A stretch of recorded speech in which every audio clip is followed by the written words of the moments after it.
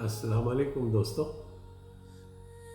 مجھے مرد ہو کر بھی کچھ مردوں سے بہت خوف آتا ہے، جیسے کہ چھوٹی عمر کی بچیوں کو گھورنے والے مرد، ناچنے والی عورتوں پر پیسہ پھینکنے والے مرد، اور اپنی انا میں آ کر عورت پر ظلم کرنے والے مرد، معصوم بیوی کے ہوتے ہوئے باہر منہ مارنے والے مرد.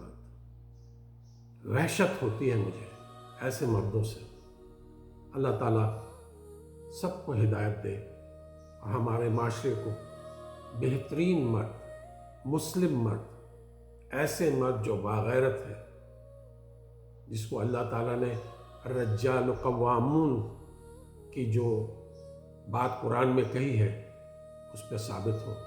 اللہ کرے ہم ایسا معاشرہ بنانے میں کامیاب ہو جائیں. بہت شکریہ میرے دوستوں.